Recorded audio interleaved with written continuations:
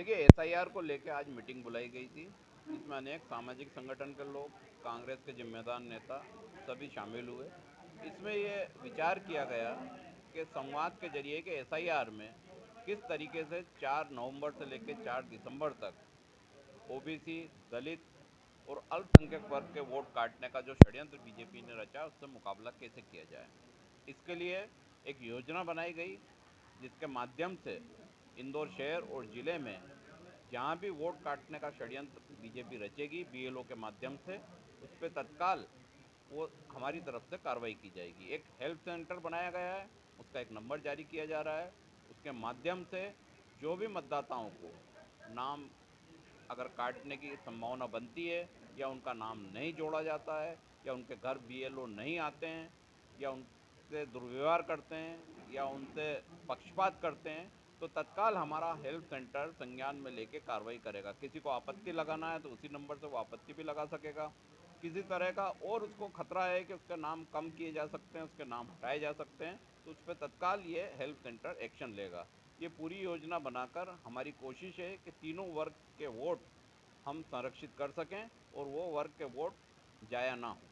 इंदौर के अलावा एमपी में भी इस प्रकार की कोई मुहिम चल रही है? देखिए, निश्चित तौर पर कांग्रेस पूरे मध्य प्रदेश में भी इस तरह की मुहिम चलाएगी, क्योंकि बहुत ज़रूरी है कि अगर जिस तरीके से बिहार में 65 लाख वोट हटाए गए, वो कहीं ना कहीं गरीब वर्ग के वोट थे, कांग्रेस के हार्ड कोर वोट थे, उनको काटा गया और षड्यंत्र रचा गया। वही मध्य प्रदेश में अब करने की कोशिश की जा रही है कि 55 से 60 लाख वोट वो कम करने की कोशिश इस एसआरआई के जरिए कर रहे हैं।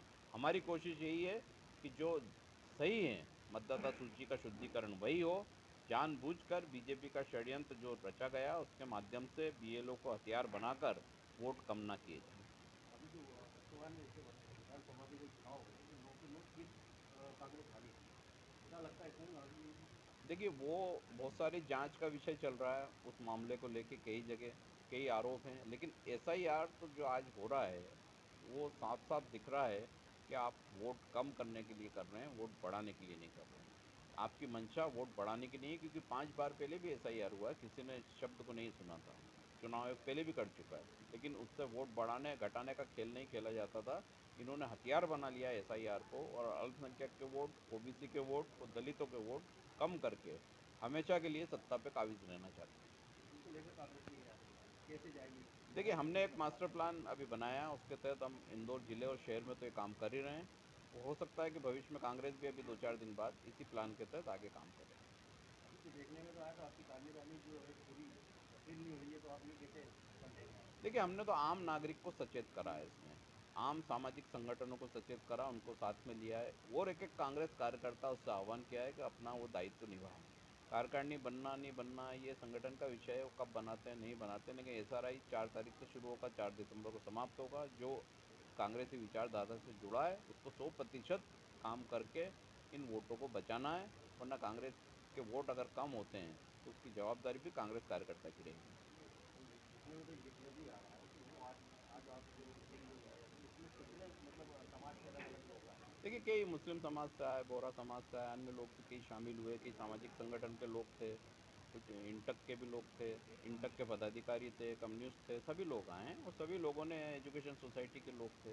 एक अवेयरनेस शुरू हुई है, अवेयरनेस शुरू हुई है तो इसको जन आंदोलन भी बनाया जाएगा। सबकी मंशा है कि इसको पब्लिक आंदोलन बनाया जाए, ताकि लोगों में अवेयरनेस आए, जैसे एनआरसी को लेकर हुआ था। तो निश्चित तौर पर एसआईआर में वोट बढ़ें, शुद्धिकरण हो, लेकिन जानबूझकर अगर किसी भी समाज के किसी भी वर्ग के वोट काटे जाते हैं, तो वो उसको रोका जाएगा। अभी तो सुनने में राकेश भाई ये भी आया था कि आप ही के यहाँ के भी कांग्रेस के कार्यकर्ता मान लो या कोई भी मान लो, वो बोल रहे थे कि यार आरएसएस बहुत मजबूत है, बीजेपी बहुत मजबूत है, हम इनके गढ़ में कैसे बैन लगाएं? तो उसके लिए आपकी क्या तैयारी है? देखिए, सबकी अपनी मंशा होती है बोलने की। मैं तो कहीं भी इतने साल से कभी बीजेपी को कोई मजबूत नहीं मानता हूँ, ना ही किसी अन्य पार्टी को या अन्य दल को मजबूत मानता हूँ। कांग्रेस घर घर में है, क्योंकि कांग्रेस सालों से है, कांग्रेस का परिवार में दखल है। पिताजी भी कांग्रेस को पहचानते हैं, बेटा भी पहचानता है, उनका बेटा भी, पोता भी पहचानता है। तो जिस 3 पीढ़ियों में, 4 पीढ़ियों में कांग्रेस बसती आई है, उसको वो इस देश से ना कभी समाप्त कर सकते हैं ना कर पाएंगे। लेकिन अवेयरनेस ज़रूरी है कि अगर किसी ऐसा एसआईआर को हथियार बना के कोई नुकसान करना चाह रहा है, तो उसको हम रोकेंगे। युवाओं को सर सोशल मीडिया के माध्यम से जागरूक करने के लिए कांग्रेस भी देखिए, जैन जी के लिए हमने इसी में प्रोग्राम बनाया है। जैन जी का मतलब है कि जो 2003 के बाद बर्थ हुए हैं, उन लोगों को कांग्रेस की विचारधारा से जोड़ने के लिए ये जो हम अवेयरनेस प्रोग्राम चला रहे हैं, जो अभी ये हमने मास्टर प्लान बनाया है 1 महीने का, इसमें 18 वर्ष के जो युवा हैं, जो पहली बार के वोटर रहेंगे, जो अब जुड़ेंगे एसआईआर के माध्यम से, और उनको हम कांग्रेस की विचारधारा पहुँचाने की पूरी कोशिश सोशल मीडिया के माध्यम से या इलेक्ट्रॉनिक संसाधनों से करेंगे। क्योंकि अब समय बदल चुका है। जिस तरीके से यूट्यूब, सोशल मीडिया का उपयोग बीजेपी ने करके दिग्भ्रमित करा युवा पीढ़ी को, अब हम उनको सही घटनाएं, सही बातें बताएंगे। हेल्थ सेंटर जो की टाइमिंग वो 24/7 रहेगा हाँ, सर? 24/7 रहेगा, उसका नंबर भी हम जारी कर रहे हैं, और वो कॉल सेंटर से भी अटैच नंबर रहेगा। जब चाहे व्यक्ति उसमें सलाह ले सकता है, बात कर सकता है, व्हाट्सअप नंबर भी रहेगा। ये देखने में तो आ रहा है आपके पास यूथ की टीम भी बहुत कम है, ऑब्जेक्टिव देख रहे हैं बस यूथ की तरफ। नहीं, ये देखिए, होता क्या है कि जब सत्ता में कोई रहता है, तो वो निश्चित तौर पर प्रभावित करता है। बीजेपी यहाँ लगभग 25 साल हो जाएंगे, अगला चुनाव आएगा। तो अभी भी जो अगर यूथ कांग्रेस से जुड़े हुए हैं, और यूथ कांग्रेस के साथ काम कर रहे हैं, और इतने लोग आज जो संगठन के अलग अलग समाज के लोग आए हैं, तो इसका मतलब कि कांग्रेस घर घर में है।